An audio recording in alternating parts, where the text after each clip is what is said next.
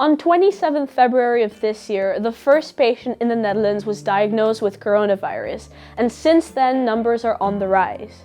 So, is it time to panic, stock up on toilet paper, or run off to an isolated mountain? We're jumping in to answer some of the most asked questions about coronavirus in the Netherlands. How did coronavirus reach the Netherlands in the first place? So a lot is still unknown about how COVID-19 came about overall, but what is known is that the outbreak began in the Wuhan region in China, it originated in bats and not in a lab, and it has now spread to other parts of the world. Those diagnosed with the virus in the Netherlands are believed to have been affected by traveling through northern Italy. The first patient in the Netherlands with COVID-19 was a man from Tilburg who had just returned from traveling in the region. How concerned should we be about COVID-19?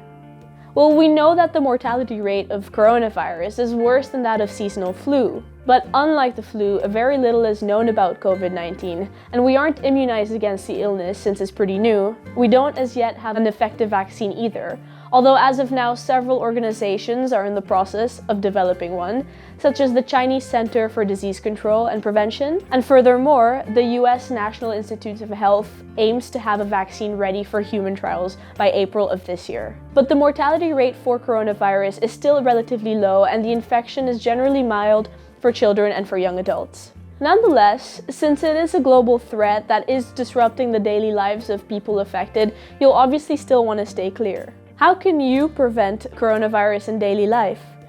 Transmission of the disease is through coughing and sneezing, both of which release droplets into the air. If these come in contact with your eyes, mouth, and nostrils, they can affect you. You can also start by just washing your hands. Studies have shown that people in the Netherlands aren't exactly washing their hands properly, so you can start with that and implore and shame your fellow friends into doing the same.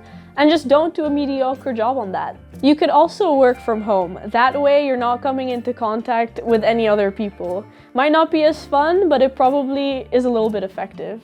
You can also refrain from doing the Dutch three-way kiss of greeting someone. You can avoid traveling to places that have been hard by the virus, such as northern Italy and China.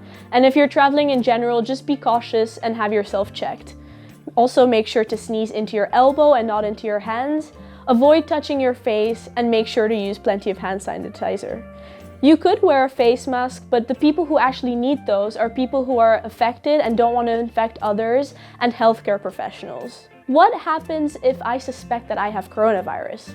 Well, report to your local GP if you have a fever of 38 degrees Celsius or higher and respiratory symptoms such as coughing and shortness of breath. You've been to a country or region where the virus has spread, including China, as well as Hong Kong, Macau, Singapore, South Korea, Iran, and Italy, particularly in the northern provinces. You've been in contact with a coronavirus patient over the last 2 weeks, so make sure to call and don't just show up to your GP, otherwise you might be infecting others if you are carrying COVID-19.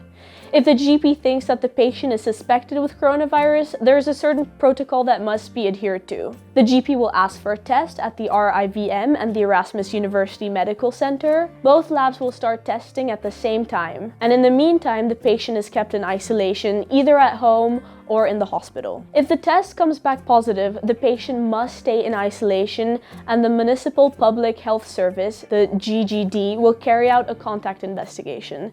This means that all the people who have been in contact with the patient during the infectious period should monitor their health during the incubation period. If they develop symptoms, they need to report them to the GGD, and the process repeats. Is the Dutch government doing enough? Well, although the 2019 Global Health Security Index found that of 195 countries, none measured were adequately prepared for a pandemic, it did rank the Netherlands as the third most prepared, so that's something.